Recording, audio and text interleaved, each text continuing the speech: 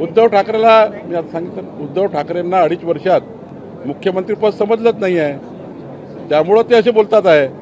मंत्रालयात 2दा आले, विधिमंडळात 3दा आले फक्त 2.5 वर्षात.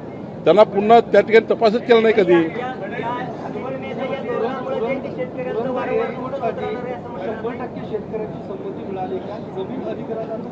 मला तुमचे आभार मानायचे आहे.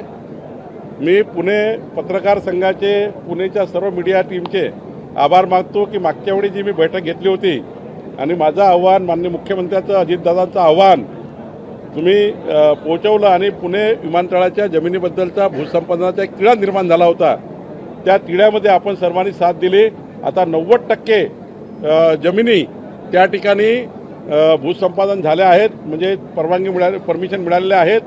आता 10% सुद्धा आम्हाला देतील. पण सोबतच काही लोक पुण्याच्या त्या पुरंदरच्या एअरपोर्टच्या आजूबाजूला लेआउटिंग करण्याचा प्रयत्न करतात आहे. काही लोक त्या ठिकाणी खत करून तुकडे पाडण्याचा प्रयत्न करतात आहे. त्यांचा सर्व पुणे पुरंदर एअरपोर्टचा जे त्या ठिकाणी एरिया आहे, त्यांच्या जो प्रभावित क्षेत्र असणार आहे, त्या प्रभावित क्षेत्रामध्ये कुठलंही घर बनणार नाही, कुठलीही खरेदी खत होणार नाही, याकरता सरकारने काळजी घेतलेली आहे. मी आपल्याला हे सांगेल, पुरंदर विमानतळाकरता पूर्ण जमिनीच्या त्या ठिकाणी आम्ही पैसा देतो आहे, त्याची व्यवस्था आम्ही उभी केलेली आहे.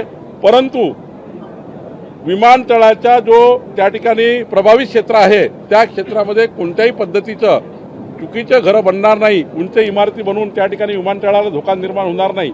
आणि तिथे ॲग्रिकल्चर लँड डेव्हलपमेंट झोन वगैरे राहील, पण कोणत्याही परिस्थितीमध्ये त्या ठिकाणी उंच इमारती बनणार नाही आणि विमानतळाला प्रभावित करणार नाही, याकरताही सरकारने काळजी घेतली आहे. तेच सांगितलं, प्लॉटिंगच्या रजिस्टर होणार नाही, प्लॉटिंगचं त्या ठिकाणी रेग्युलायझेशन होणार नाही, प्लॉटिंगला त्या ठिकाणी कोणत्याही पद्धतीचे प्रोटेक्शन मिळणार नाही. त्यामुळे काळजी करू नका. सर, जैन मोदी म्हटले बटेंगे तो कटेंगे.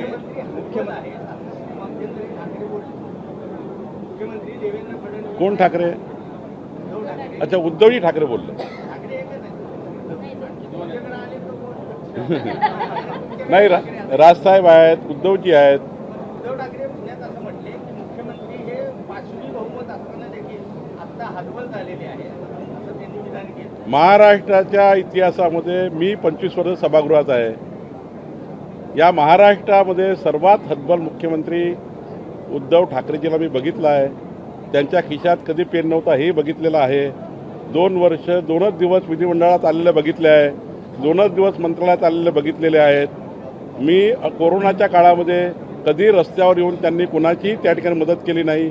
काचाच्या पिंजऱ्यामध्ये बंद करून सरकार चालवणारे मुख्यमंत्री पाहिलेले आहेत. त्यामुळं त्यांना देवेंद्र फडणवीसावर बोलायचा अधिकार नाही आहे. देवेंद्र फडणवीस हे असे मुख्यमंत्री आहे ज्यांनी 14 ते 19च्या काळामध्ये हे राज्य देशात प्रथम क्रमांकावर आणलं. आणि आता माननीय देवेंद्र फडणवीसजींनी, आमच्या एकनाथ शिंदे अजितदादांनी राज्याचं 2029चा महाराष्ट्र, 2035चा महाराष्ट्र, 2047चा महाराष्ट्र याचं विजन तयार केलेलं आहे.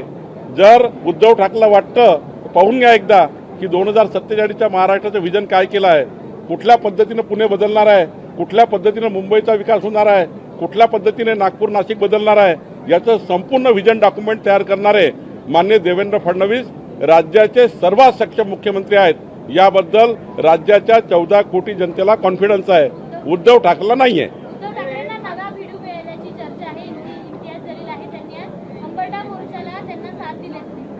कुणी